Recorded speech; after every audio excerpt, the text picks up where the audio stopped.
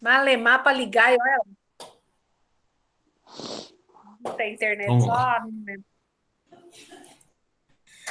Então, vamos começar a aula. Boa noite a todos. Esta é a aula do dia 19 de julho de 2021. Continuamos na pandemia com aulas virtuais.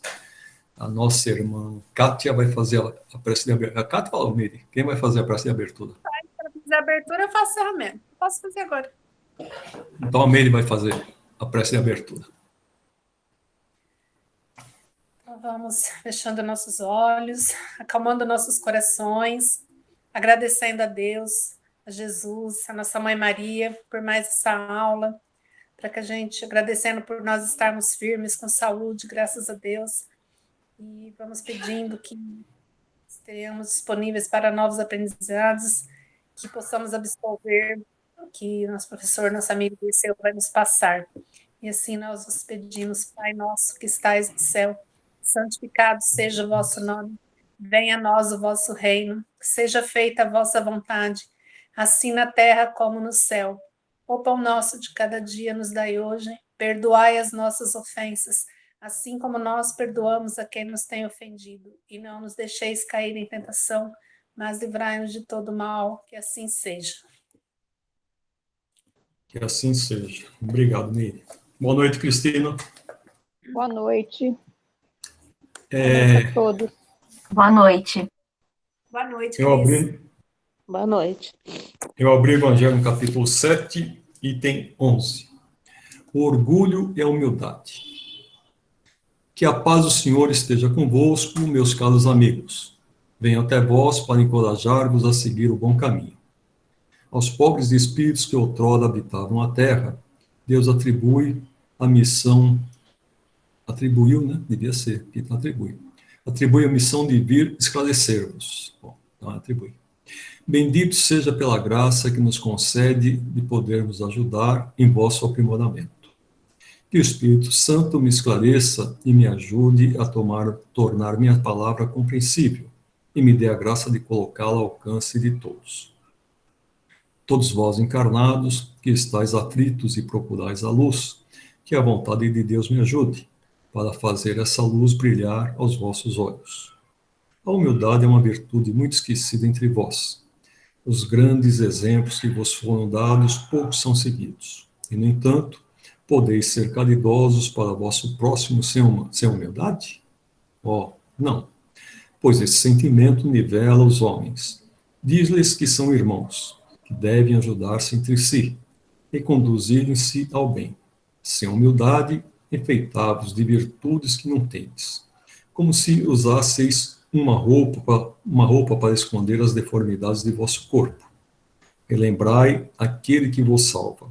Relembrai sua humildade, que o fez tão grande e o pôs acima de todos os profetas. O orgulho é terrível adversário da humanidade. Se o Cristo prometia o reino dos céus aos mais pobres, é porque os grandes da terra imaginam que títulos e riquezas são recompensas dadas ao seu mérito, e que sua essência é mais pura que a do pobre. Acreditam que isso lhes é devido, e é por isso que, quando Deus lhes tira o que tem, acusam-no de injustiça. Ó, irrisão e cegueira! Deus vos distingue pelos corpos? O envoltório do pobre não é o mesmo do rico? O Criador fez duas espécies de homens? Tudo o que Deus fez é grande e sábio. Nunca lhe atribuais as ideias concebidas por vossos cérebros orgulhosos. Ó rico, enquanto dormes sob teus aposentos dourados ao abrigo do frio, não sabes que milhares de teus irmãos, que valem o mesmo que ti, jazem sobre a palha? O infeliz que suporta a fome não é teu igual? A essa palavra, teu orgulho te revolta, bem sei. Consentirias em dar-lhe a esmola, mas nunca em apertar-lhe fraternalmente a mão. Que, dizeis, eu, saído de sangue nobre, grande da terra, seria igual a esse miserável que veste farrapos? Vã filosofia de pretensos filósofos. Se fôssemos iguais, por que Deus o teria colocado tão baixo e a mim tão alto? É verdade que vosso vestuário em quase tudo, em quase nada se assemelha, mas que se despisse a ambos, que diferença haveria entre vós? A nobreza do sangue, dirás, mas a química não encontrou diferença entre o sangue do grande e nobre e do plebeu, entre o do senhor e do escravo. Quem te diz que tu também não foste miserável e infeliz como ele? Que não pedistes esmola? Que não a pedirás um dia àquele mesmo que hoje desprezas? São eternas as riquezas? Não, terminam com o corpo, envoltório perecível de teu espírito. Volta-te humildemente a ti mesmo. Lança, enfim, os olhos sobre a realidade das coisas deste mundo, sobre o que faz a grandeza e a inferioridade do outro. Pensa que a morte não lhe poupará mais que a outro, que os títulos não te preservarão dela, que ela pode atingir-te amanhã, hoje em uma hora. E se te sepultas em teu orgulho, então eu lamento, pois serás digno de piedade. É isso aí, né? Felizmente, muito disso aqui já passou, né? Esse negócio de sangue nobre, de sangue azul, essa história aí já ficou para trás. Graças a Deus. Hoje eu vou tentar... Teoricamente, né? Sim. Hoje eu vou tentar passar um vídeo para vocês daqui a pouco, tá? Opa. Estou esquecendo de compartilhar a tela inteira. Compartilhar.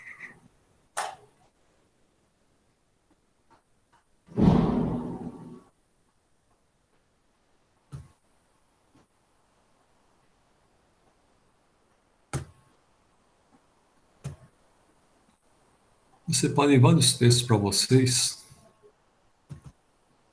Depois eu vou despassar. Opa. Bom, nós estamos no capítulo 7 da Lei de Sociedade. Necessidade da vida social. A vida social está na natureza? Certamente. Deus fez o homem para viver em sociedade.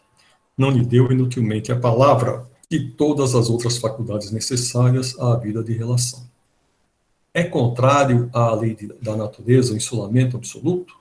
Sem dúvida, pois que por instinto os homens buscam a sociedade e todos devem concorrer para o progresso, auxiliando-se mutuamente.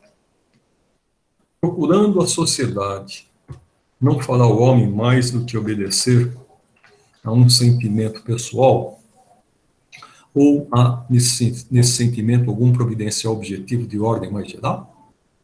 O homem tem que progredir. Insulado, não lhe é isso impossível, por não dispor de todas as faculdades. Falta-lhe o contato com os outros homens. No insulamento, ele se embrutece e estiola. Homem nenhum possui faculdades completas. Mediante a união social é que elas, umas às outras, se completam, para lhe assegurarem o bem-estar e o progresso. Por isso é que, precisando uns dos outros, os homens foram feitos para viver em sociedade, e não insulados. Vida de insulamento, voto de silêncio. Concebe-se que, como princípio geral, a vida social esteja na natureza. Mas, uma vez que também todos os gostos estão na natureza, por que será condenável o do insulamento absoluto, desde que cause satisfação ao homem? Satisfação egoísta. Também há homens que experimentam satisfação na embriaguez. Merece-te isso aprovação? Não. Pode agradar a Deus.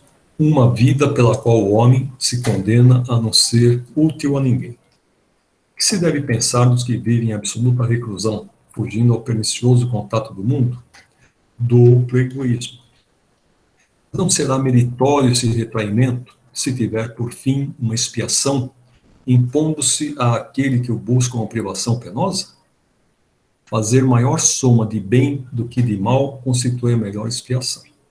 Evitando o mal, aquele que por tal motivo se insula, cai no outro, pois esquece a lei de amor e de caridade. E pensar os que fogem do mundo para se voltarem ao mister de socorrer os desgraçados? Esses se elevam rebaixando-se. Têm um duplo mérito de se colocarem acima dos gozos materiais e de fazerem o bem, obedecendo à lei do trabalho. E dos que buscam no retiro a tranquilidade que certos trabalhos reclamam, isso não é retraimento absoluto do egoísta. Esses não se insumam da sociedade, porquanto para ela trabalham. E pensaram do voto de silêncio prescrito por algumas seitas, desde a mais remota antiguidade?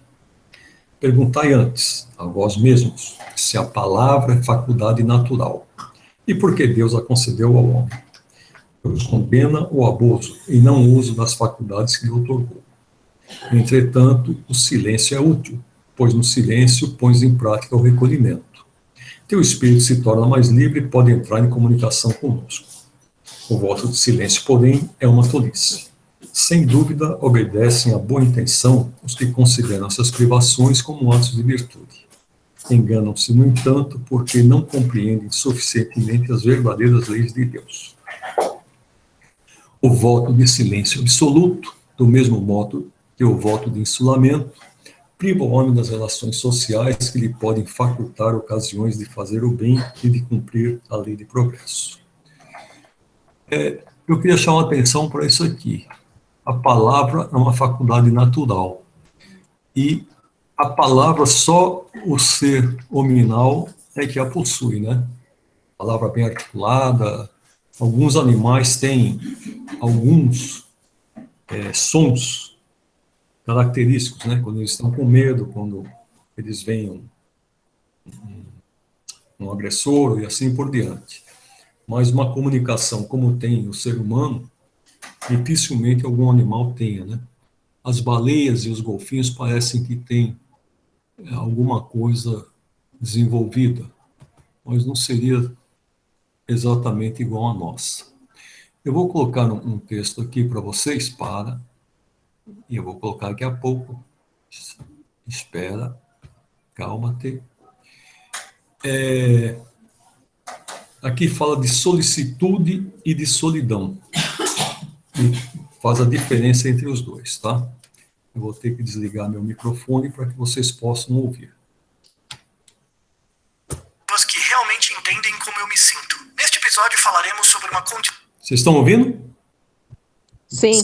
Então tá. Sim. Humana que tem, como quase tudo, um lado positivo e negativo, faz parte da vida e é inclusive parte integrante de como a sociedade funciona, a solidão.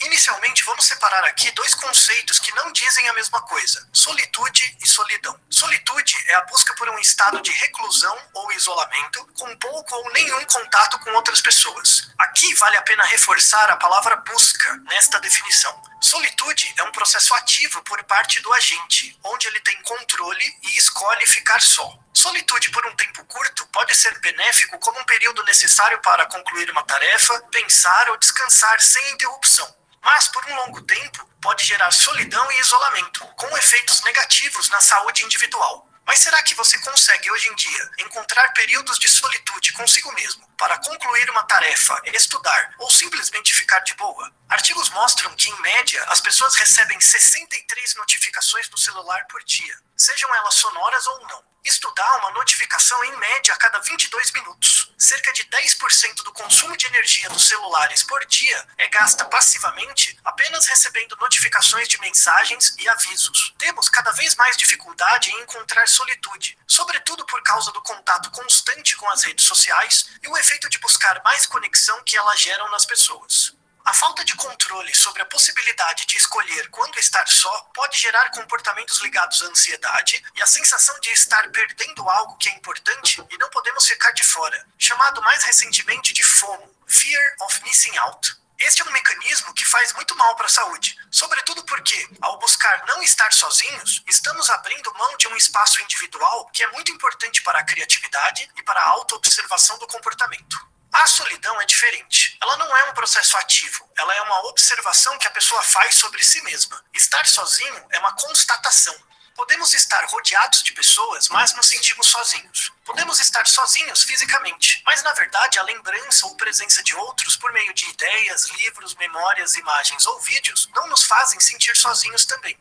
Na verdade, não se sentir sozinho implica sempre em uma relação onde sentimos que um outro, seja ele presente fisicamente ou não, seja um ideal, uma memória ou uma lembrança, nos faz sentir que somos compreendidos. Não nos sentimos sozinhos quando sentimos que existe um outro que entende como a gente se sente. São as relações significativas que nos fazem evitar a solidão, mesmo em momentos de solitude. Os efeitos da solidão são vistos de formas diferentes em diferentes fases da vida. Pesquisas interculturais mostram que crianças pequenas com até 10 anos de idade, independente do seu crescimento em culturas coletivistas como a China, individualistas como os Estados Unidos ou mistas como o Brasil, reconhecem quando se sentem sozinhas com a mesma intensidade. O que varia é o tipo de comportamento resultante desse estado, como o aumento da agressividade ou o aparecimento de timidez e problemas de autoestima. Já durante a adolescência, a partir dos 12 anos, aumenta o sentimento de solidão. Temos aqui tanto uma causa formal, ligada ao desenvolvimento do cérebro, como uma causa eficiente, representada pela busca da individualidade e do entendimento de conceitos menos concretos, como justiça, verdade e liberdade. A adolescência é um período que nos sentimos sozinhos com mais frequência, porque achamos muito mais do que de fato sabemos sobre o mundo que nos rodeia. Além disso, nossos sentimentos mudam o tempo todo. Não porque o mundo é injusto, mas sim porque estamos aprendendo a lidar melhor com as emoções. Lembra que eu disse antes que a solidão é uma constatação de que sentimos que não tem um outro que pensa como a gente? Pois é, essa é uma boa definição para essa fase da vida. Já na fase adulta, a incidência de solidão diminui, seja pelo amadurecimento neural, pelo início da atividade profissional ou ainda pela criação de redes de relacionamento com colegas, amigos e parceiros afetivos. Já em idosos, a incidência de solidão tem aumentado ao longo dos anos de forma preocupante, seja pela perda de contatos familiares e profissionais, além do isolamento por não ter pessoas que compartilham das mesmas memórias e percepções que nós.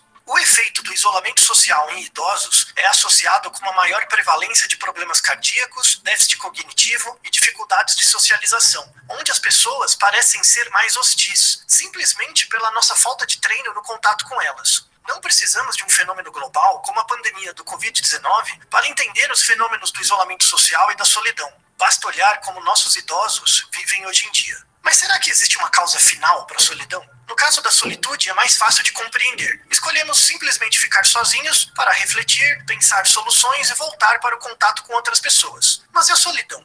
Aqui podemos contar com reflexões interessantes de um antropólogo chamado Marcel Mauss. Sobrinho de Durkheim e professor de Lévi-Strauss, foi um grande pesquisador no início do século XX. Uma de suas mais importantes obras, The Gift, traduzida em português como A Dádiva, reflete sobre o papel da reciprocidade e isso ajuda a entender o crescimento dos níveis de solidão nas sociedades ocidentais atuais. Segundo ele, todos os objetos são dádivas, na medida em que carregam em si uma relação. As coisas não têm valor como propriedade, mas sim pela relação que estabelecem entre indivíduos. Um objeto, por exemplo, como uma faca, pode ter diferentes usos: cortar coisas, autodefesa e mesmo usos cerimoniais. Mas cada um desses usos é condicionado a uma relação dentro de um grupo. Estudando culturas polinésias, Marcel Mauss e seus colaboradores notaram que em sociedades onde a solidão condiciona um perigo real de vida, visto que ficar isolado do grupo em um ambiente hostil e com poucos recursos não é legal, uma forma de unir as pessoas de uma comunidade é por meio de um sistema de trocas, onde os objetos não têm uma propriedade pessoal. As coisas necessariamente são trocadas como forma de estabelecer laços entre os membros da comunidade. O prestígio é criado a partir do fato que compartilhamos as coisas, pois cada objeto carrega em si o sentido do doador e a obrigatoriedade de quem recebe de também doar. E isto mantém a unidade da comunidade. Um polinésio ou um indígena brasileiro que entre em uma loja cheia de produtos acharia inconcebível o fato dele não poder pegar um dentre tantos produtos para ele mesmo. Tão inconcebível quanto isso é essa mesma pessoa perceber um outro que está passando por necessidade e não ajudar imediatamente, gerando um vínculo com ela. Em nossa sociedade, roubar é visto como algo extremamente reprovável. Já para um polinésio ou indígena, o mais reprovável é ser avarento. A noção de roubo, na verdade, não faz sentido. Guardar as coisas para si como propriedade cria uma barreira com os outros, onde aqueles que têm são diferentes dos que não têm.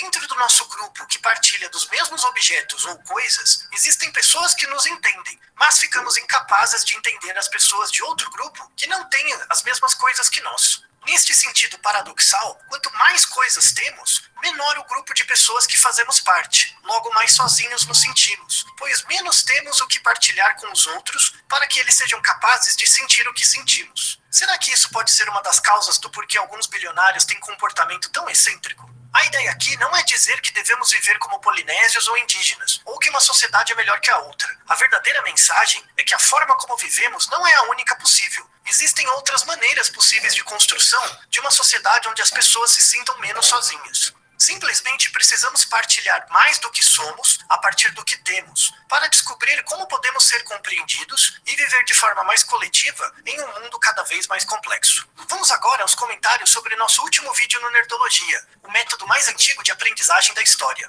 O comentário da Luciana é muito legal, e fico contente por receber um feedback assim de uma professora de filosofia. De fato, a aplicação do método aristotélico como estratégia de auto-organização do conhecimento não é nem um pouco trivial, e demanda algum conhecimento prévio. Mas, como dito em um spoiler de um vídeo anterior que gravamos, o Teorema de Bayes pode ajudar a prever nosso comportamento. A ideia é que os episódios com minha participação tentem estar de alguma forma conectados. Logo, vamos ver muitas aplicações das 4 causas em vídeos futuros, e espero que isso sirva como forma de praticar este método de estudo interdisciplinar. Aliás,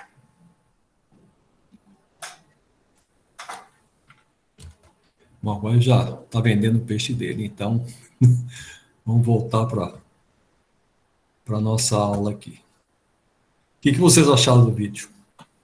Nossa, adorei. Gostei Muito também. bom. Eu posso mandar o link para vocês depois. Nossa, adorei.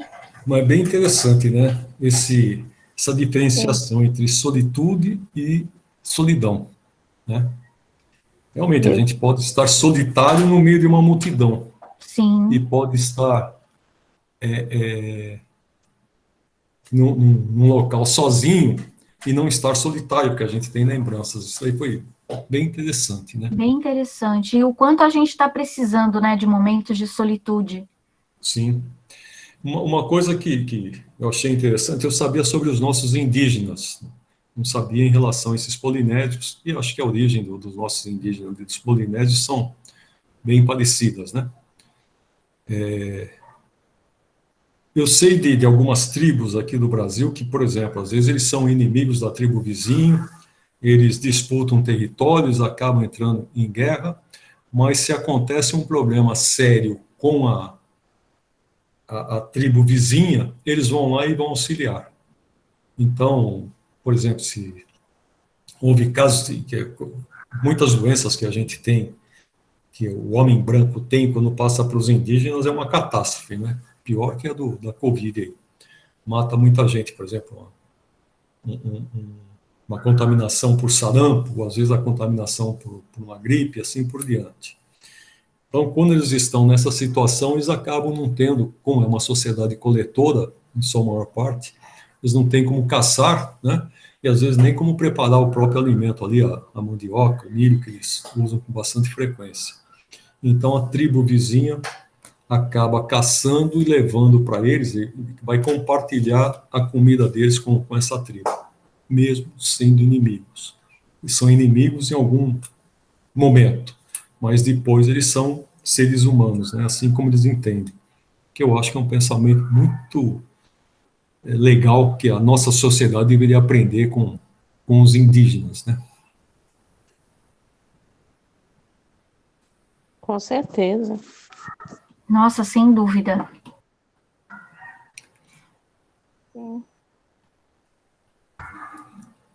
Vocês podem falar mais, nossa aula vai ser curta hoje, tá?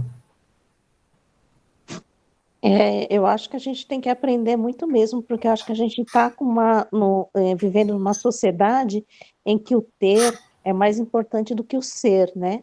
Sim. Eu penso muito assim, as pessoas querem ter, mas não querem ser, né? E espero que essa pandemia seja um grande aprendizado para a gente nesse sentido, né? De uma maneira geral, porque antes a gente ficava com a família, né, em casa, e só no celular, nas redes sociais, né? Hoje a gente quer abraçar a família, quer abraçar aquele próximo que não está dentro da nossa casa, né? E a gente E só não tem pode. contato pelas redes sociais, é o inverso, né? Então eu acho que Realmente. isso é um aprendizado para a gente. Eu não sei se eu tinha uma grande esperança no início que nós fôssemos aprender muita coisa com essa pandemia, né? Mas com o desenrolar, não estou vendo que haja esse aprendizado, não. Eu tenho o mesmo sentimento que você. Ah, eu também, gente. Diante do que a gente vê, inclusive, nos noticiários, meu Deus, acho que não, ainda não será dessa vez esse aprendizado. Ah, eu acho que um pouco as pessoas mudaram, sim. Não é possível que todo mundo passe por essa pandemia e não tenha se transformado um pouco. Acredito que não 100%, mas um pouco. Todo mundo foi mexido, né? Mesmo aquele que não teve um parente, que não teve um amigo que tenha partido nessa pandemia, né? Mas mexeu com a cabeça de todo mundo, mexeu com o sentimento de todo mundo, né? Talvez, não sei espiritualmente, mas eu penso que a nossa sociedade em si vai mudar muita coisa, né? Já está mudando nessa pandemia. Eu acredito que espiritualmente também, não tão necessário quanto se precise, né? Porque a gente tem muito que evoluir. Mas eu acredito que demos alguns passos, sim. Eu acho que economicamente vão haver grandes mudanças, né? As empresas estão descobrindo que o trabalhador em casa produz, às vezes, até mais do que se tivesse trabalhando presencialmente. Isso vai mudar muitas coisas, né? Você não vai precisar de tantos locais, de salas enormes com um mundaréu de gente, então locais menores serão suficientes para que você tenha sua empresa. Esse negócio de concentrar na China e Índia a maioria da produção das coisas, que o pessoal só está visando lucro, né? Então, a parte farmacêutica, principalmente na Índia, a parte química na Índia, e o restante da produção, maior parte na China, que a mão de obra é barata, porque o lucro é maior, e isso daí deve mudar, porque se a gente tiver uma outra pandemia, por exemplo, hoje eu estava vendo a Volkswagen, ela vai ter que dar férias para o pessoal, porque não estão chegando as peças da Índia. Não chega por quê? Não chega por causa de transporte, não chega por causa de uma série de outros eventos, né? O IFA, que chega aí das nossas vacinas, se tem um problema aí por exemplo, que nós tivemos com o Bolsonaro falando mal dos chineses, tal, que eles acabaram segurando os produtos lá por algum tempo para mostrar que, olha, vocês dependem da gente, né? Então, máscaras, luvas, tudo isso é produzido na China hoje. Essa parte industrial é muito forte na China. E na Índia, que são os dois países mais populosos do mundo, né? Só os dois lá já dá um terço de toda a humanidade. Eles precisam das indústrias, mas centralizar em dois pontos, como estão centralizados, acho que isso daí, economicamente, nós vamos ter mudanças. O pessoal vai descobrir que, olha, a gente precisa ter em várias partes do mundo para, se tiver uma catástrofe no local, a gente possa recorrer em outro local. Eu Acho que acho vai ter isso daí, né? Não sei isso, se sim, porque isso eles pode gerar talvez uma união, busquem o lucro, né? isso pode gerar uma união entre os outros países, né? Então, por interesse, mas, né, Sim. acaba gerando, né? Se você vai diversificar mais, você vai permitir que outros países também enriqueçam um pouco mais, né? Ah, sim. Hoje a China está enriquecendo muito, talvez, inclusive por esse fato aí, como o americano é o dono do capital, como o americano é quem investiu na China e que tem o capital das indústrias lá, eles cheguem a essa conclusão e eles diversifiquem esse capital em outros pontos, né? Querer colocar na Austrália, na África, aqui na América e lá na Ásia, para que a gente tivesse em diversos pontos para que um auxiliasse o outro. Mas não sei se eles vão chegar a essa conclusão, né? Espero que sim. Na verdade, se não tirar um pouco da desigualdade, né, a pandemia não acaba. Porque se a É, gente não ajudar os países mais pobres, vai surgir novas cepas, né, que vai acabar chegando em todos os lugares do mesmo jeito, né? volta, né? Então, Bom, exato. o governo de São Paulo já está falando em começar a revacinar o pessoal em janeiro do ano que vem, É, né? Porque com essas novas cepas aí, esse pessoal pegando 2, 3 vezes a Covid e pessoas sendo contaminadas mesmo tendo tomado vacina, então o vírus não deixa de circular, né? Israel já está Pois é, a já tá vacinando, Coronavac né? não tá com muita bola cheia, não. Mas eu acho que isso é muito também politicagem, né? Porque a Coronavac, para estados graves, ela chega a ter uma eficiência de 95%, né? Ela não é aceita nos outros países, mas ela está em estudo, né? Eu tenho uma amiga que foi para fora do país, ela foi para o Canadá, ela teve que tomar Coronavac porque ela teve um AVC, ela não, ela está fazendo quarentena, né? Quem toma as outras vacinas não tem necessidade de fazer quarentena. Ela, como tomou, ela teve que estar fazendo quarentena. E não é a quarentena que nem no Brasil, né? Que você fala que vai fazer, ninguém. O pessoal, ela tem que baixar um aplicativo todo dia, ela tem que informar o que ela faz e a migração vai lá onde ela está para saber se ela não saiu de casa, entendeu? Então é assim, a gente tem que amadurecer muito em muitas coisas, né? Mas a Cristina falou da Coronavac. Hoje estavam falando que a AstraZeneca é que está dando mais problema aqui. É, Na Europa já estão estudando que vai ter que ter uma revacinação. Israel já está dando, né? Israel já está dando a terceira dose, né? Ou Olha, seja, gente, como eu não me informo pela mídia aberta, eu ouço coisas diferentes, mas tudo bem, vamos lá. É, a gente não sabe, né? Eu já não sabe quem tem, quem está com a razão, né? Mas, que tem uma jogada política, tem, né? sim, sim. Então, isso daí. Eu enviei um vídeo aí no grupo um pouquinho antes de começar a aula que eu recebi num outro grupo. Não sei se é verdadeiro, hoje em dia não dá para saber, mas é de um médico que fez o exame, alguém chegou a ver? Que ele foi no laboratório, fez o teste para ver se ele tinha adquirido corpos da Coronavac. E daí fazia 6 meses que ele tinha tomado a vacina. Aí ele postou o resultado. Depois, no fim do vídeo, tem o resultado do exame. Sim, eu vi Não tem nada, e tem outros também que fizeram o mesmo exame e viram que não tem anticorpos. Mas, bom, não sei, pelo que eu já ouvi, às vezes você tem um outro fator que pode ser testado, né? É, Não e é toda só vacina, a gente pode, qualquer vacina que a gente toma pode estar suscetível a isso, né? De não criar anticorpos, né? sim. E- Eu tenho mas, um casal de amigos, os dois são médicos. A mulher é médica do Hospital das Clínicas e ele é médico do Paulista. Um é da USP e outro é da Unifesp, né? Os dois tomaram vacina, os dois se contaminaram.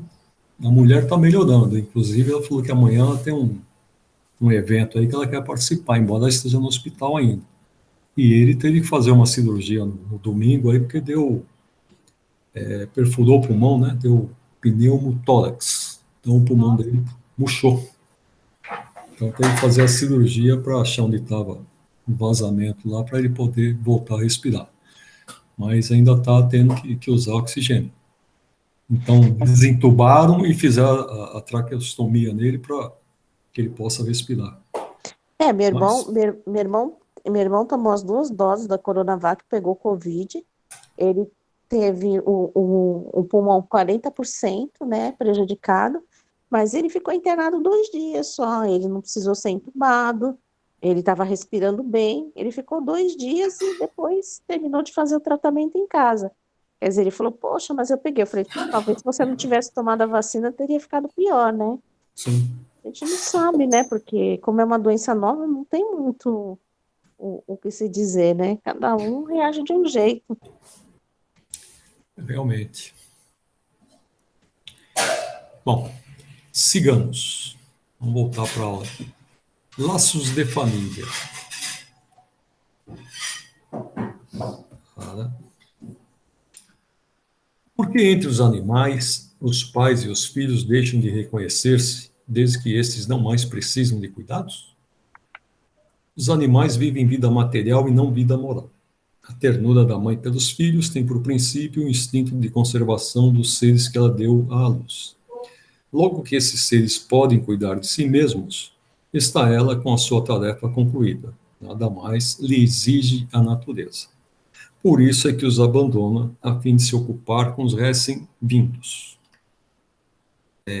Tem um peixe que ele chama tucunaré. Quando ele está procriando, ele não come nada. O tucunaré é um fominha. Ele come tudo que aparece na frente dele. Mas quando ele está procriando, ele não come nada. E ele fica com todos os filhotes dentro da boca. Então, se vem algum outro peixe lá tentar pegar os filhotes ficam tudo dentro da boca dele. Aí ele abre, depois que os filhotes crescem, que ele abandona, se o filhote aparecer na frente, ele come também, tá?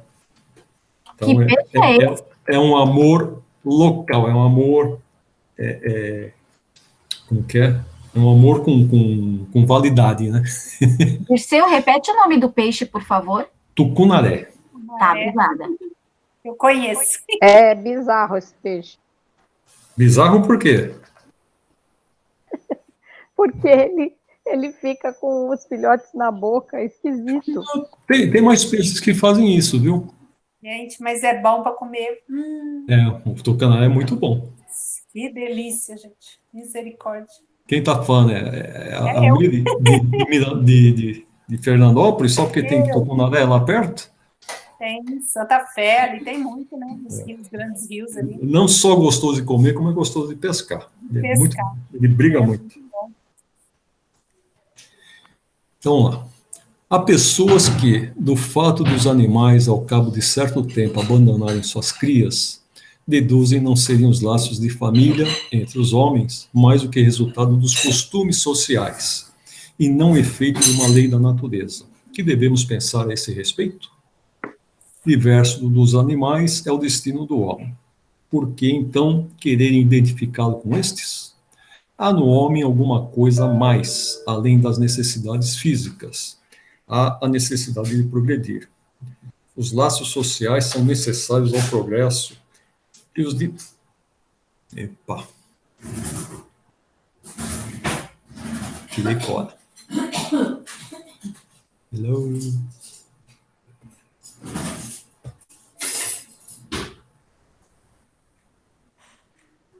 Vocês estão me ouvindo? Sim, Eu estou. Tá? eu Então, também. eu achei que tivesse caído. Fica entrando as mensagens aqui. Eu fui fechar e acabou fechando o texto aqui. Os laços sociais são necessários ao progresso, e os de família mais apertados tornam os primeiros. Eis porque os segundos constituem uma lei da natureza. Quis Deus que, por essa forma, os homens aprendessem a amar-se como irmãos. Por isso que é muito comum, em nossas reencarnações, a gente acabar encontrando no seio familiar, às vezes, o nosso inimigo, né? Ou, às vezes, o pai, a mãe, ou os irmãos. Alguns acabam relembrando desses fatos aí e acabam, ao invés de se amarem como irmãos, se odeiam como irmãos, né? Mas no seio familiar é onde a gente vai depurar esses nossos sentimentos com maior frequência. Alguém queria falar alguma coisa? Não. Alguém tinha falado algo, mas tudo bem. Qual seria para a sociedade o resultado do relaxamento dos laços de família? Uma recrudescência do egoísmo.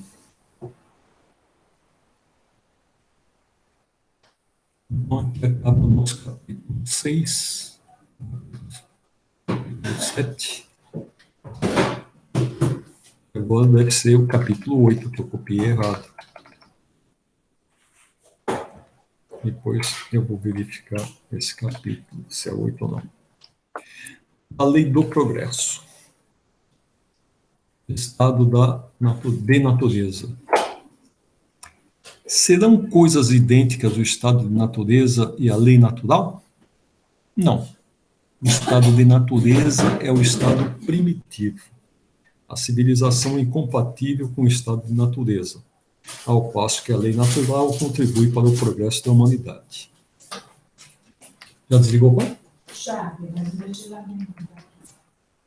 O estado de natureza é a infância da humanidade e o ponto de partida do seu desenvolvimento intelectual e moral. Sendo perfectível e trazendo em si o germe do seu aperfeiçoamento, o homem não foi destinado a viver perpetuamente no estado de natureza, como não o foi a viver eternamente na infância. Aquele estado é transitório para o homem, que dele sai por virtude do progresso e da civilização. A lei natural, ao contrário, rege a humanidade inteira e o homem se melhora à medida que melhor a compreende e pratica. Então, a gente pode definir aqui que o estado de natureza, né?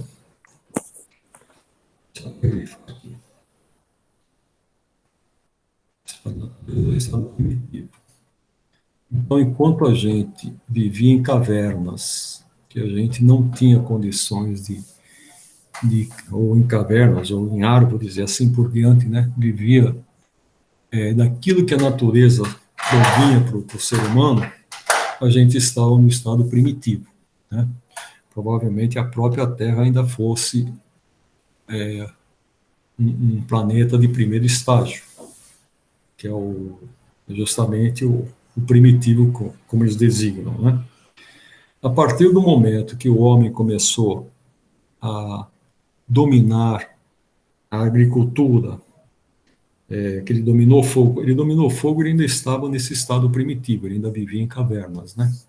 Mas depois, quando ele começa a dominar a agricultura, a criar ferramentas mais elaboradas, a fazer principalmente tijolos, a construir as suas habitações, ou com tijolos, ou com a madeira, né? Aí o ferramental que ele teve que desenvolver para fazer esse tipo de construção fez com que a Terra deixasse de ser um planeta em estado primitivo para começar a ser um planeta de provas e expiações. Foi quando nós começamos a ser mais gregários, foi quando a humanidade começou a viver mais integrada em unidades, né? E isso fez com que o homem fosse obrigado a ter uma mudança comportamental muito grande. A gente, quando começa a viver em sociedade, a gente tem que começar a atender determinadas regras, né? A cumprir determinadas regras. Então, o homem primitivo, ele não precisava cumprir regras. Ele podia roubar a mulher do outro, pegar a mulher que estivesse mais próxima e assim por diante. A partir do momento que você começa a viver em sociedade, você tem uma evolução moral e você tem códigos de conduta. Então, todos tinham que trabalhar, alguns mandavam, né, os mais fortes, principalmente aqueles que tinham habilidade guerreira, eles eram os que mandavam, aqueles que não eram tão fortes, mas eram mais espertos, voltaram-se para a religião, né, e dividiam o poder com aqueles que guerreavam, e quem não era nem religioso e nem guerreiro, era aquele que tinha que fazer o trabalho braçal, né? Então, quem tinha que plantar, quem tinha que colher e assim por diante. No início, essas tarefas elas estavam voltadas para as mulheres, a plantação, até hoje nas aldeias indígenas a gente vê que quem planta, aqui os nossos índios, quem planta são as mulheres, né?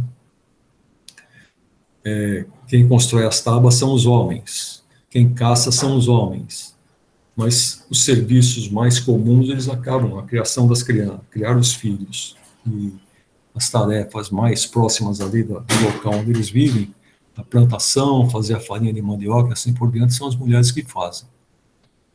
Eles ainda vivem em um estado mais primitivo, né? Principalmente essas aldeias que ainda não convivem, são aldeias isoladas. Aquelas, hoje em dia, que já se implicaram aqui com a sociedade, infelizmente, quando a gente vai visitar, eles estão, a maioria dos índios estão todos bêbados, né? Uma forma até de fugir da realidade que eles tinham, que antes eles eram tão valorizados e hoje já não são mais, né?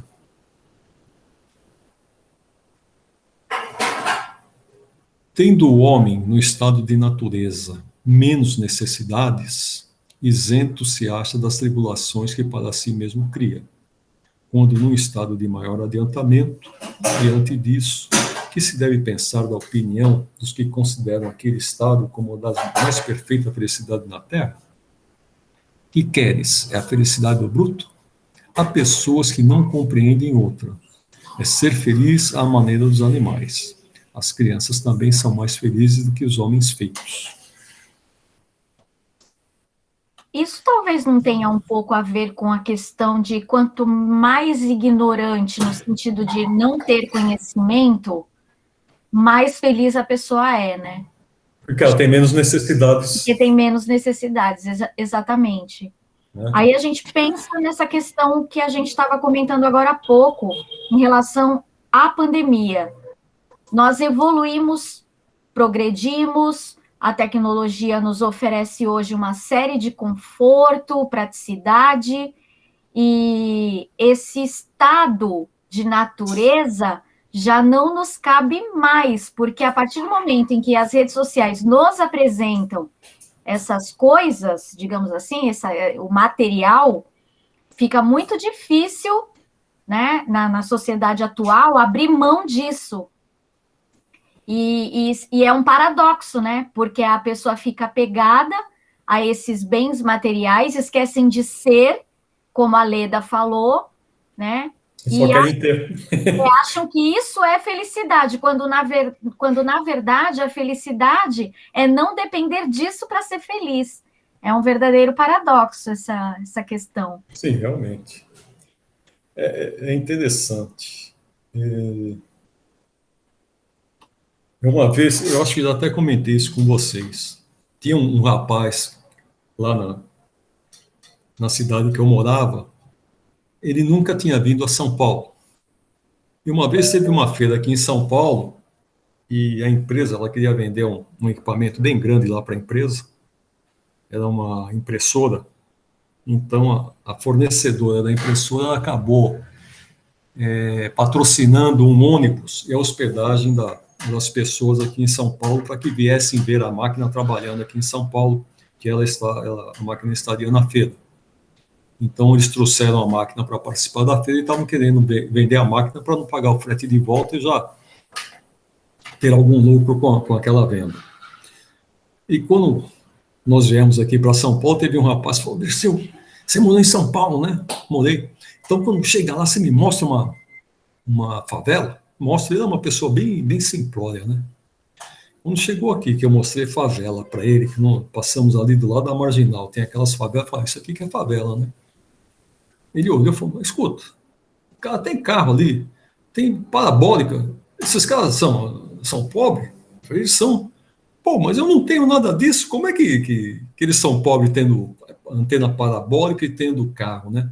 Eu falei que cada pessoa valoriza uma coisa, né? Para eles, tem mais valor ele ter um carro e ter uma televisão, uma antena parabólica ali na casa dele, do que ele ter a própria casa, né? Você vê, ele vive numa casa de madeira, mas ele tem os confortos que a tecnologia traz para ele hoje, né? E isso acontece com bastante frequência aqui, né? Sim. Uma vez os alunos ali da faculdade, eles tinham que fazer um trabalho na comunidade lá do México 70, né? Aí todo mundo: vamos deixar os telefones aqui, porque chega lá, eles podem querer roubar, sabe aquela desconfiança? Quando chegou lá, o telefone da meninada lá era muito superior ao que todos eles tinham, né? Eles voltaram abismados com isso, todos comentando. Deve ter sido um fato bem marcante, porque todos estavam comentando esse fato. Pô, o telefone que os caras têm é melhor que o meu. Eu não tenho um telefone daquele, né? Você tem que ver que cada pessoa, ela vai... ele não pode ter um carro, não pode ter um monte de coisa, vai ter um telefone bom, né? Ele não pode ter um computador, vai ter um telefone bom. Você tem computador, tem várias outras coisas, você não não dá tanta importância ao telefone quanto para ele, né? Então, são pequenas coisas, né? A pessoa pode não ter um determinado bem, mas ele vai querer ter outras coisas que acabam servindo de referência para ele. Em Birigui tem muita indústria de calçado infantil. E uma vez eu estava com um fabricante lá e estava comentando a respeito de, você pega hoje aí um Nike, custa 500 pau, você pega um Mizuno, custa 500 pau, não sei o que lá, aí passamos no meio da fábrica, tem um menino trabalhando lá, ele olhou e falou, escuta, deixa eu ver esse teu tênis aí, né? Ele olhou para ele, não, meu, eu não lembro que marca que era, se era Nike, que era. Como é que você tem um tênis desse aqui, né? Ele falou, eu não posso ter uma moto, não posso ter não sei o quê, eu compro um tênis bom, né? Pô, você usa para vir trabalhar aqui? Esse tênis custa 500 pau, né? Ele vendeu dele por 16 reais. Olha. Para a loja, né? Ele vendia por 16, e o cara com um tênis de 500 reais no pé ali.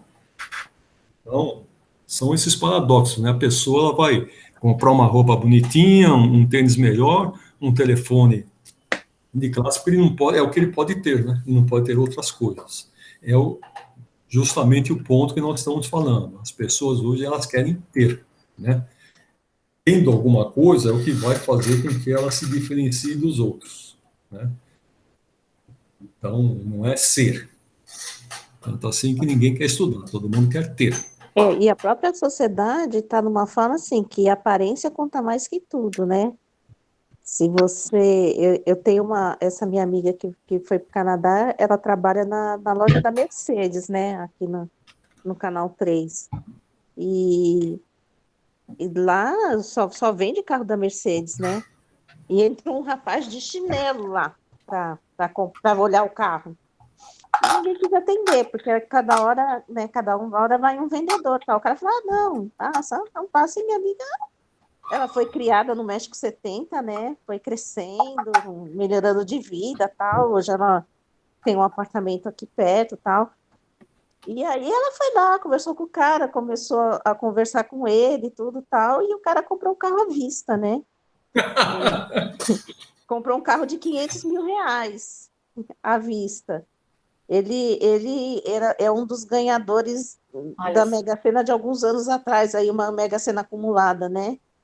E ele comprou um carro à vista de 500 mil reais, depois de uns 2 meses foi lá, comprou um carro para a mulher dele, né?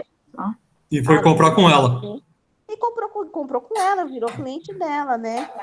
E assim, o pessoal ficou tudo lá. Quer dizer, é a aparência, né? É a aparência que move hoje tudo, né? Então, cai nesse ter e não ser, né?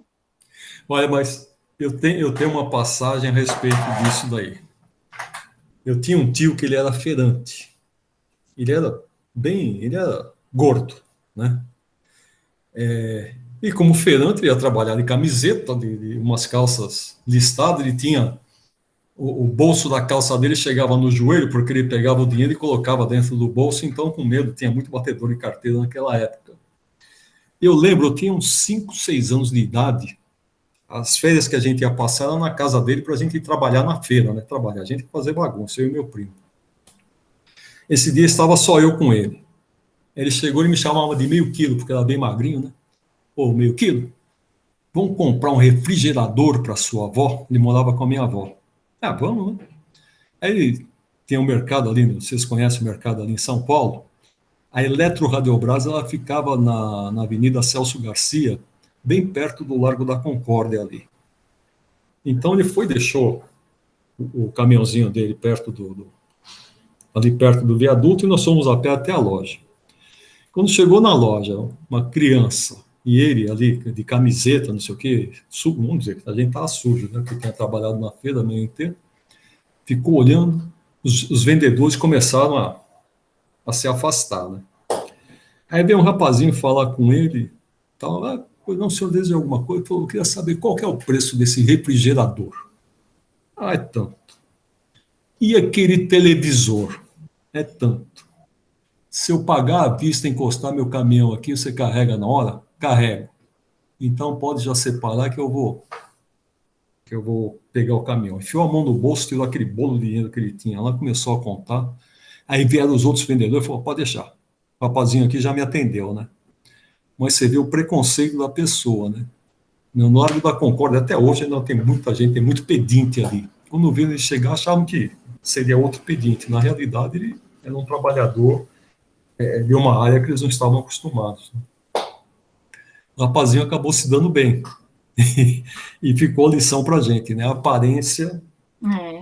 Eu acho que eu já relatei aqui a história de que quando eu estava amamentando, eu precisei de um sutiã de amamentação, eu já tinha voltado a trabalhar, e naquela situação, né, de ter acabado de ter bebê, os seios inchados, eu ainda, né, com a barriga, eu fui comprar um sutiã depois do serviço, de chinelo e aqueles vestidinhos de chita, que eram eram quase as únicas peças que me serviam. E fui para o balneário de chinelo havaiana, com aquele vestidinho de chita, suada depois de um dia de trabalho, para comprar o sutiã para ir à festa que eu teria no dia seguinte.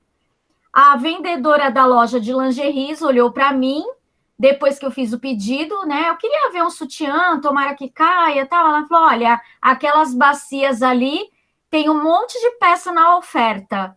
Aí eu olhei para ela e falei assim, tá, mas eu queria um sutiã tomara que caia, para usar com uma blusa para poder... Então, por que você não olha ali primeiro? Tem um monte de oferta ali, um monte de sutiã barato.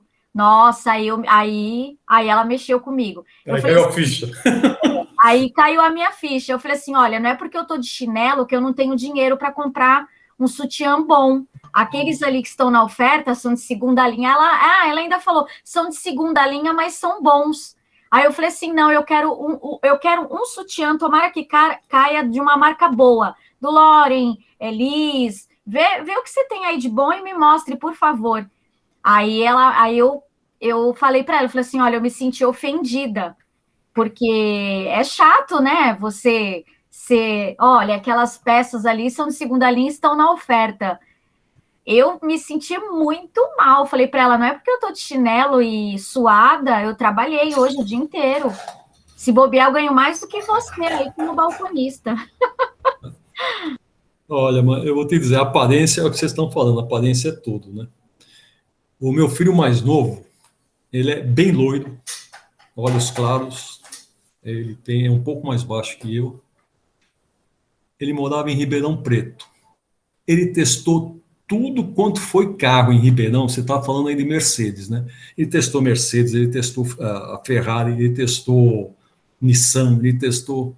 E chegava na loja, ele via um carro novo lá e ficava maluco. Ia testar o carro lá. Aí chegava o cara e falava, por enquanto eu não posso comprar, mas eu queria testar esse carro. E normalmente a aparência dele não é tão comum aqui no Brasil, né? O pessoal fala, bom, mas quando você tiver dinheiro, você vem aqui e vai comprar comigo, você marca meu nome. Ele testou todos os carros em Ribeirão Preto. Lá tem muita agência de automóvel, com carro famoso, não sei o quê. Ele vinha e falava, hoje testei uma Mercedes assim, câmbio na mão, já com aquelas alavanca na mão, não tem mais alavanca na borboleta na mão, não sei o quê, não sei o que lá. Entusiasmado, enquanto era estudante lá, ele foi testando tudo quanto era carro. Eu acho que se ele fosse mais escuro, não teria o atendimento que ele teve, né? A aparência conta muito. Sim. Olha, gente, vocês estão falando de consumismo, de aparência e tudo.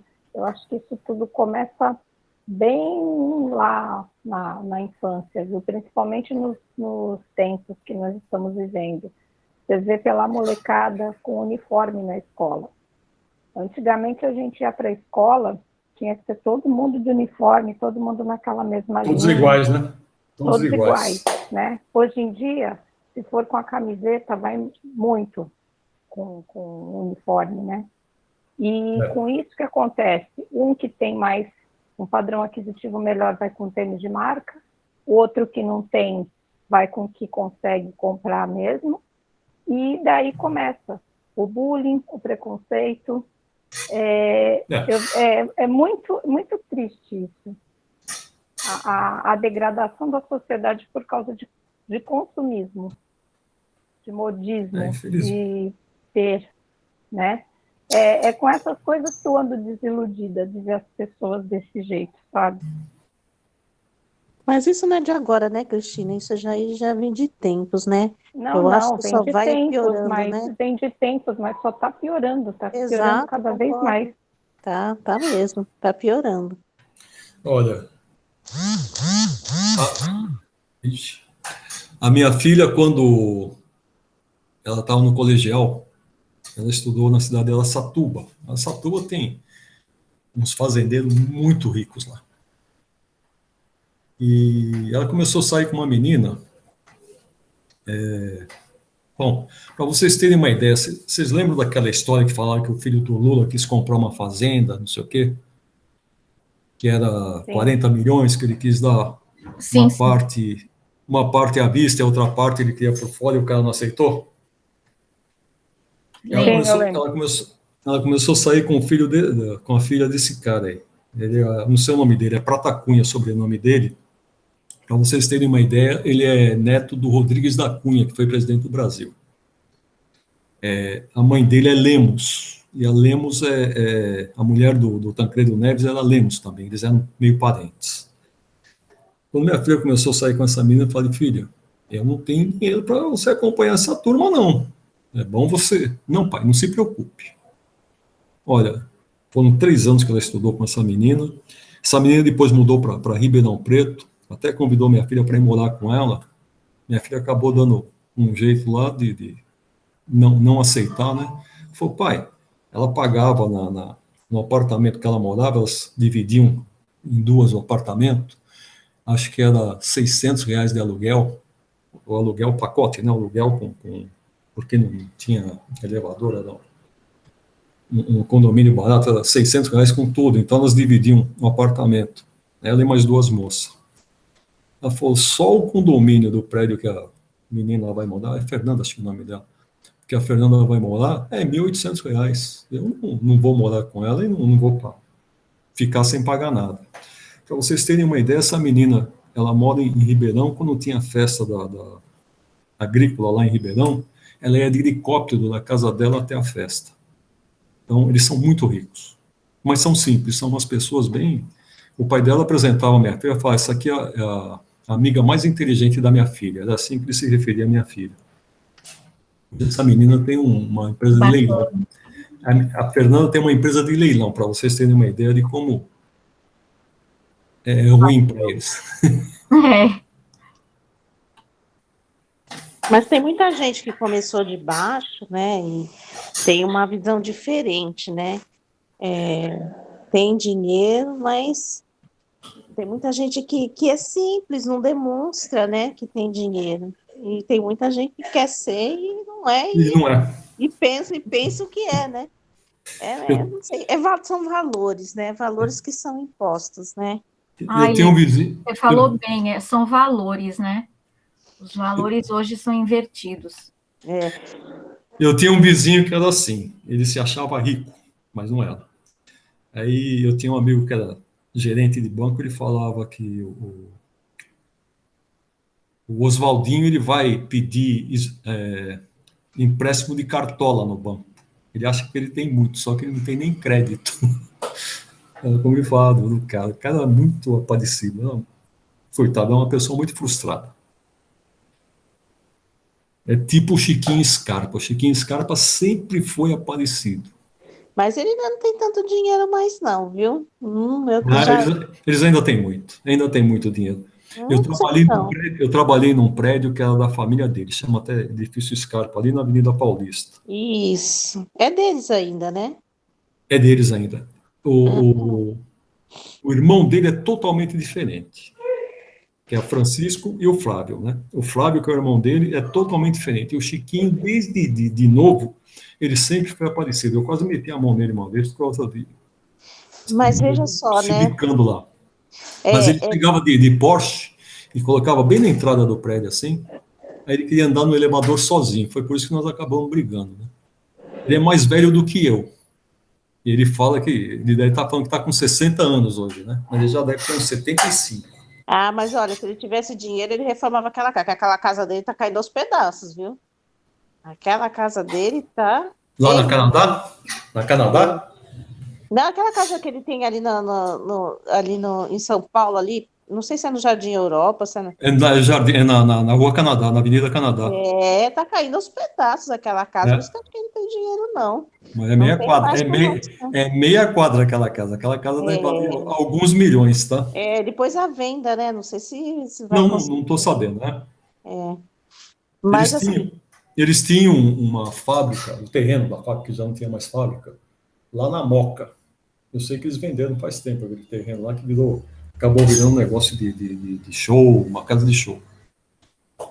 Mas ele nunca trabalhou, ele nunca fez nada, né? Então, realmente é que nem o outro lá, que era dono do Copacabana Palace, o Guindy. sim. Nunca fez nada, era dois playboys, eles acabaram gastando tudo, são pessoas É. que só usufruíram, É. não Mas contribuíram com a nada. importância que dá a coisas tão supérfluas, gente, o que é ter um brasão? O que é ter um brasão? Para mim não é nada. É uma porcaria de um símbolo que não serve para nada. Qualquer um pode ter um brasão, é só fazer, né? Assim, eu acho que são uns valores tão. O que vai melhorar a vida dele, o que vai melhorar ele como pessoa, ele ter um brasão? Para mim, nada. Na Europa de um século atrás fazia diferença. Hoje não faz mais nenhuma, não. Sim, sim. Hoje tem muito conde, muito barão lá, todos falidos, né? Então, gente, eu acho que valores para mim são outras coisas, né? A maneira que você trata os outros, eu acho que uma maneira que você trate bem todo mundo, que você trate alguém, tem muito mais valor do que ter um brasão, gente. O que é um brasão? É um desenho? Um desenho que vai identificar a sua família. Eu acho mais bonito a família ser identificada pelo que ela faz, né? Do que pelo símbolo, sei lá. Nossa, eu não suporto esse Chiquinho, né? Eu detesto ele, achei ele tão. Mas Sei. você vê como é. A minha esposa tinha um tio-avô dela, que era casado com uma quatrocentona. São Paulo tinha muito esse negócio de quatrocentão, né? Se bem que se for pegar aqueles que... Quatrocentão porque tinha 400 anos de Brasil. Se for pegar os primeiros que chegaram aqui, eram todos degradados, né? Então, não era muita vantagem dizer que tinha 400 anos de Brasil. Mas quando ela ficou me conhecendo, começou a especular da minha família. Não, de onde você é? Que não sei o que. Quando eu falei, quis saber de onde que era da Itália, sabe, aquelas perguntas assim. Eu virei para ela e falei, escuta, minha família é de Carcamano, tá? Então, já acabei com a especulação dela. Você sabe o que é Carcamano? É isso que eu ia perguntar. É gente simples, não é? Eu não sei explicar direito. Carcamano Chamando é italiano bronco, não é? é tipo briguento? Não. Tem não. conotação tipo Não. Lampião e Maria Bonita? Não. Carcamano é o seguinte: aqueles italianos que vieram aqui para trabalhar na lavoura, porque o pessoal que tinha dinheiro aqui, eles não podia trabalhar com as mãos. Então, quem trabalhava com a mão era carcamano. É aquela pessoa que era muito pobre que não tinha nada. Então, por isso que é carcamano. Carcamano. Tá? Então, essa é a conotação de carcamano, que trabalhava com as mãos. Mas, por exemplo, Legal saber, mano, mão. O bisavô da minha mulher, ele foi um dos barões do café, e ele veio aqui com um carcamano, né? Acho que veio, não sei a história dele, mas ele tinha muitas fazendas, tanto assim que ele tinha 6 filhos, 7 filhos, deixou uma fazenda e um prédio para cada filho, e foi gastar o resto com o amante dele. Então, vocês imaginam quanto ele tinha de dinheiro. Vamos seguir. Opa, está dando hora. Pode o homem retrogradar para o estado de natureza? Não. O homem tem que progredir incessantemente e não pode volver ao estado de infância. Desde que progride é porque Deus assim o quer.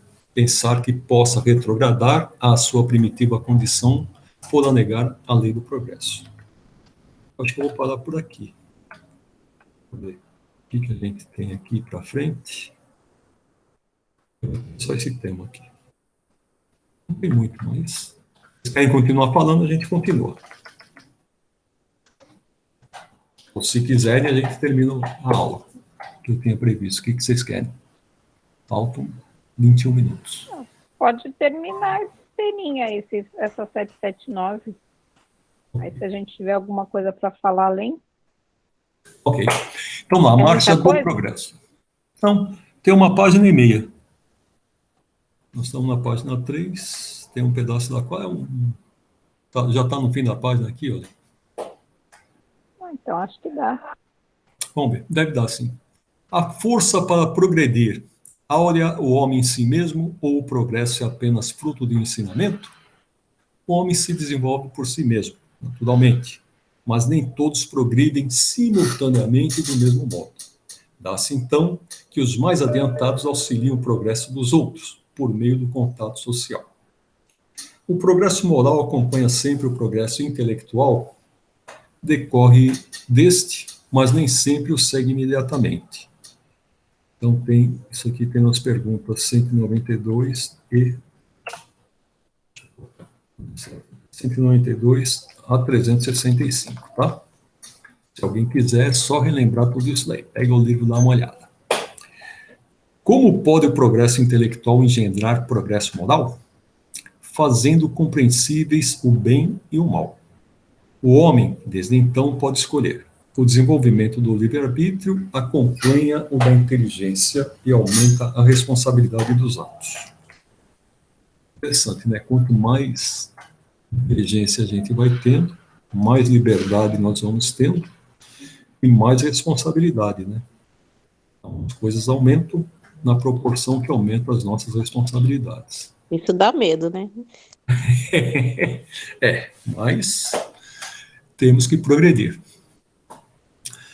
Como é nesse caso que muitas vezes sucede serem os povos mais instruídos, os mais pervertidos também? O progresso completo constitui o objetivo. Os povos, porém, como os indivíduos, só passo a passo o atingem. Enquanto não se lhes haja desenvolvido o senso moral, pode mesmo acontecer que se sirvam da inteligência para a prática do mal. Moral e inteligência são duas forças que só com o tempo chegam a equilibrar-se. Tem o homem o poder de paralisar a marcha do progresso? Não, mas tem, às vezes, o de embaraçá-lo. E se deve pensar nos que tentam deter a marcha do progresso e fazer que a humanidade retrograde? Pobres seres que Deus castigará, serão levados de roldão pela torrente que procuram deter. Sendo o progresso uma condição da natureza humana, não está no poder do homem opor-se-lhe. É uma força viva, cuja ação pode ser retardada, porém não anulada, por leis humanas más. Quando estas se tornam incompatíveis com ele, despedaça-as juntamente com os que se esforcem por mantê-las. Assim será até que o homem tenha posto suas leis em concordância com a justiça divina, que quer que todos participem do bem, e não a vigência de leis feitas pelo forte em detrimento do fraco. Não há homens que de boa fé obstam ao progresso, acreditando favorecê-lo, porque, do ponto de vista em que se colocam, o veem onde ele não existe? Assemelham-se a pequeninas pedras, que, colocadas debaixo da roda de uma grande viatura, não a impedem de avançar. Segue sempre a marcha progressiva e lenta o aperfeiçoamento da humanidade? Há o progresso regular e lento que resulta da força das coisas. Quando, porém, um povo não progride tão depressa quanto devê-la, Deus o sujeita de tempos a tempos a um abalo físico ou moral que o transforma. Olha aí a pandemia. Sim. São todos nós, né? Aqui eles estão falando de povos, mas agora foi a humanidade inteira. O homem não pode conservar-se indefinidamente na ignorância, porque tende a atingir a finalidade que a providência lhe assinalou. Ele se instrui pela força das coisas. As revoluções morais, como as revoluções sociais, se infiltram nas ideias pouco a pouco, germinam durante séculos, depois irrompem subitamente e produzem o desmoronamento do caprichoso edifício do passado, que deixou de estar em harmonia com as necessidades novas e com as novas aspirações. Essas comoções, o homem quase nunca percebe senão a desordem e a confusão momentâneas que o ferem nos seus interesses materiais. Aquele, porém, que eleva o pensamento acima da sua própria personalidade, admira os desígnios da providência que do mal faz sair o bem. São a procela, a tempestade que saneiam a atmosfera depois de a terem agitado violentamente. Bastante grande a perversidade do homem. Não parece que, pelo menos do ponto de vista moral, ele, em vez de avançar, caminha aos recursos? Enganas-te. Observa bem o conjunto e verás que o homem se adianta, pois que melhor compreende o que é mal e vai dia a dia reprimindo os abusos. Faz-se mister que o mal chegue ao excesso para tornar compreensível a necessidade do bem e das reformas. Qual o maior obstáculo ao progresso? O orgulho e o egoísmo. Refiro o meu progresso moral, porquanto intelectual se efetua sempre. À primeira vista, parece mesmo que o progresso intelectual reduplica a atividade daqueles vícios, desenvolvendo a ambição e o gosto das riquezas, que a seu turno incitam o homem a empreender pesquisas que lhe esclarecem o espírito. Assim é que tudo se prende, no mundo moral como no mundo físico, e que do próprio mal pode nascer o bem. Curta, porém, é a duração desse estado de coisas que mudará à proporção que o homem compreender melhor que, além da que o gozo dos bens terrenos proporciona, uma felicidade existe maior, infinitamente mais duradoura.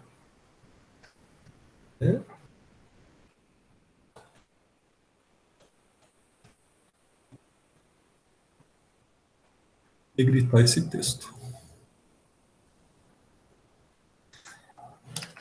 Há duas espécies de progresso, que uma à outra se prestam mútuo apoio, mas que, no entanto, não marcham lado a lado. O progresso intelectual e o progresso moral.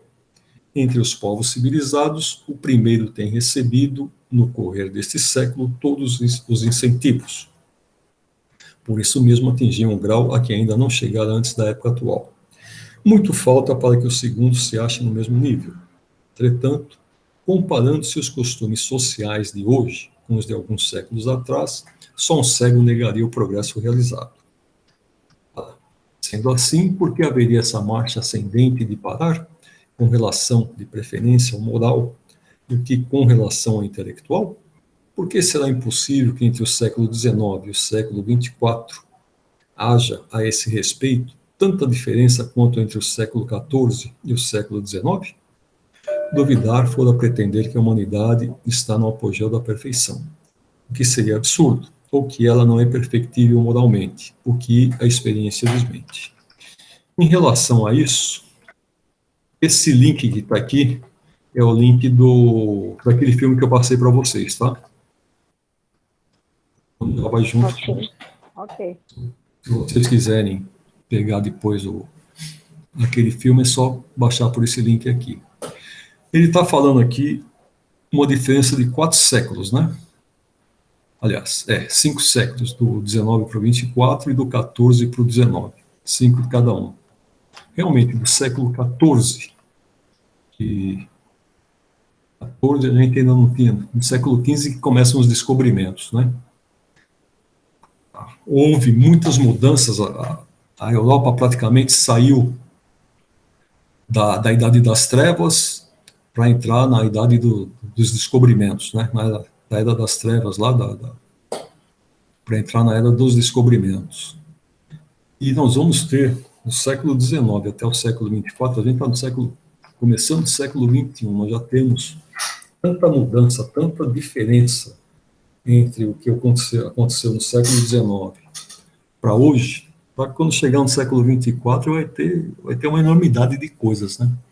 A gente só consegue abarcar toda essa mudança depois de algum tempo, né?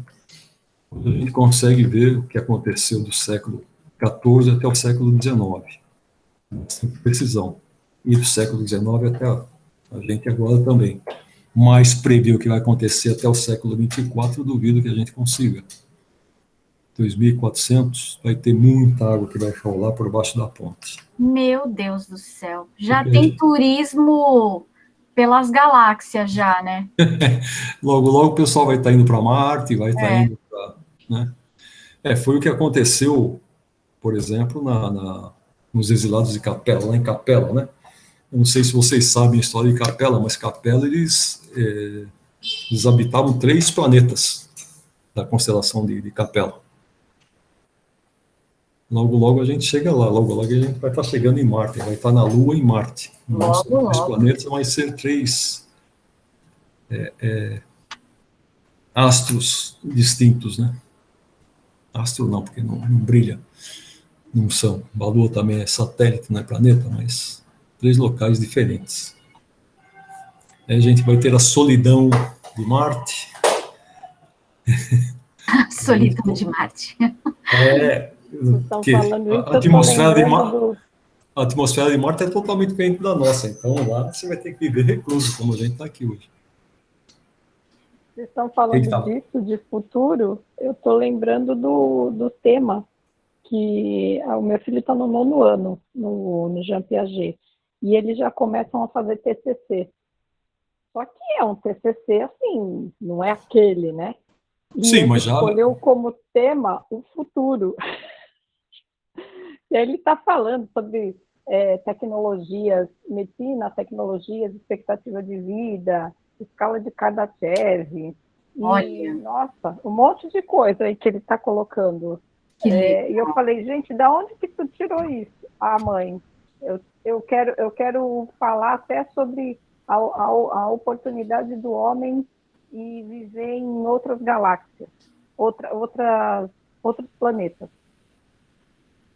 Olha só. Pois é. Assustador. Sim, mas se você for olhar, é alguma coisa que hoje já é factível, né? Sim. Sim. Logo, logo... Já tem uma seleção de pessoas para ir para Marte, né? Pelo menos já pagaram uma fortuna. Tinha um cara, um brasileiro, né? Mas uma brasileira. Não, tinha um brasileiro também daqui da Baixada, se eu não me engano, mas casado. Quem vai para Marte não vai voltar mais, né?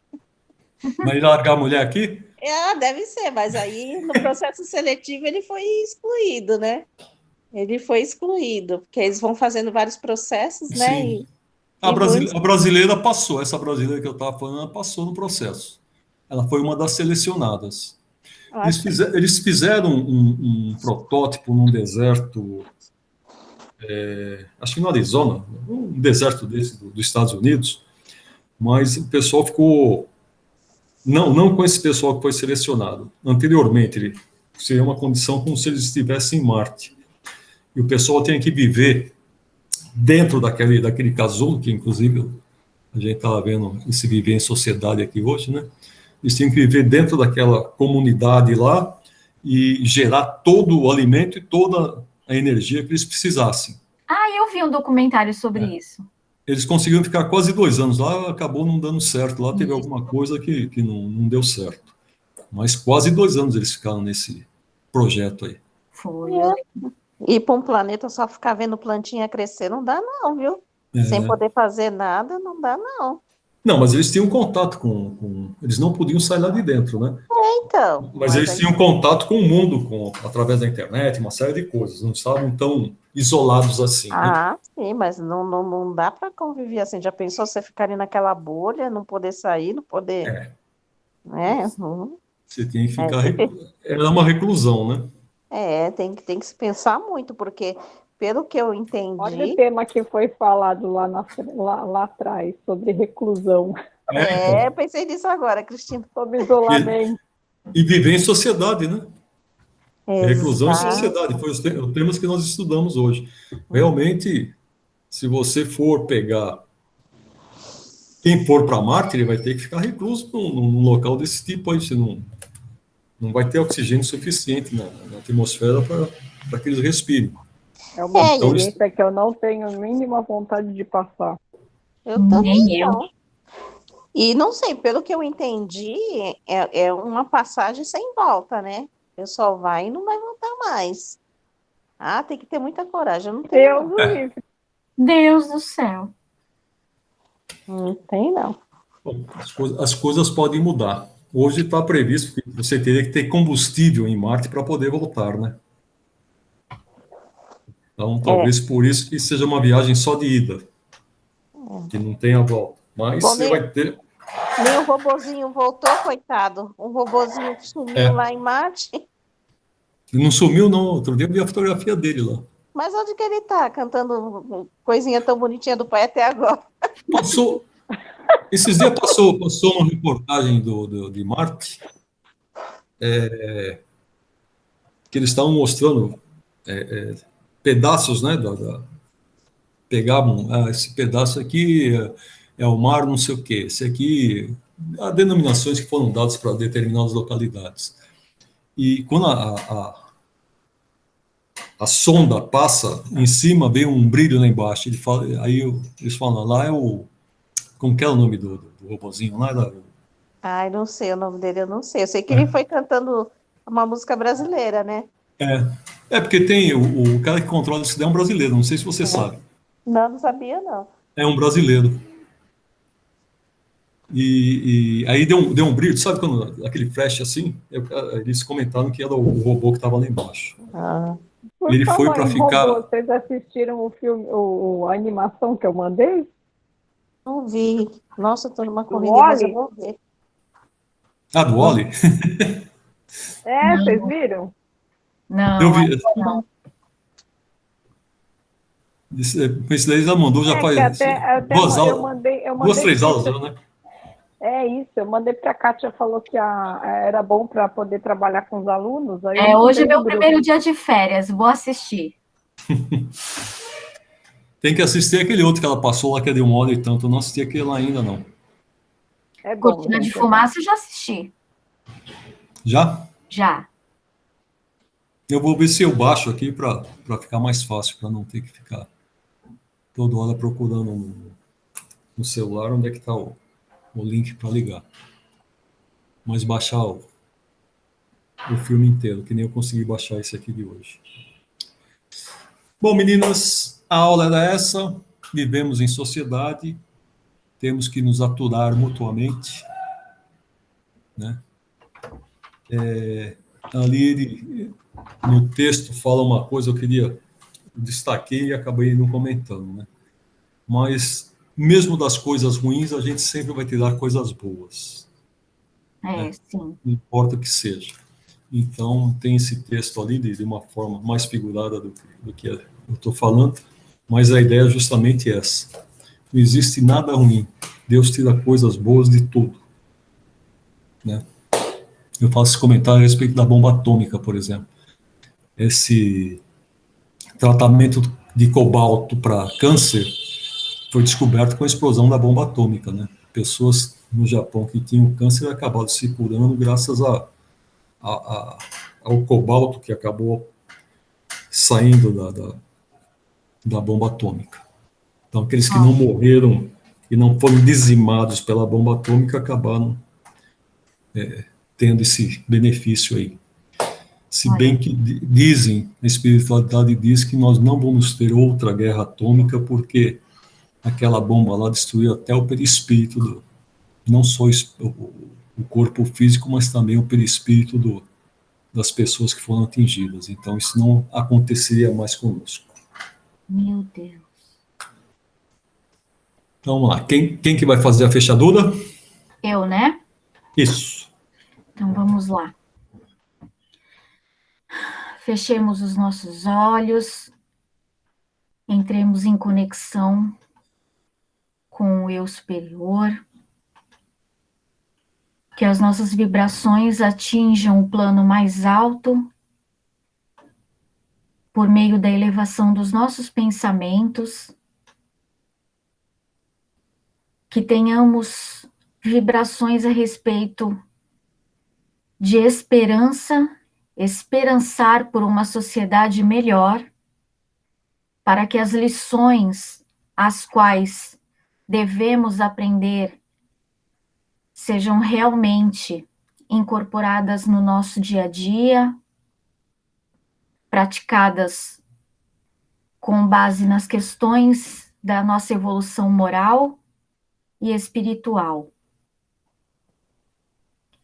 Que possamos não perder a fé, não perder a esperança, mesmo diante dos reveses que nos acometem, que de tempos em tempos nos assolam, e que saibamos reconhecer as pequenas oportunidades de sermos úteis e fazer o bem a quem precise.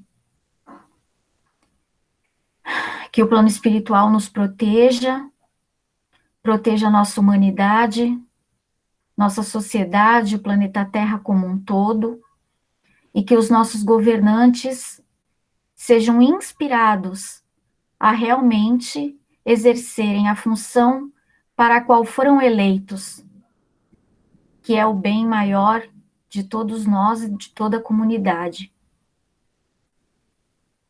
Que essa fase difícil pelo qual o planeta está passando tenha seus dias contados, que as pessoas continuem tendo força, que a saúde seja um bem maior que nos rodeie e que esteja nos esperando o mais rápido possível, saúde global.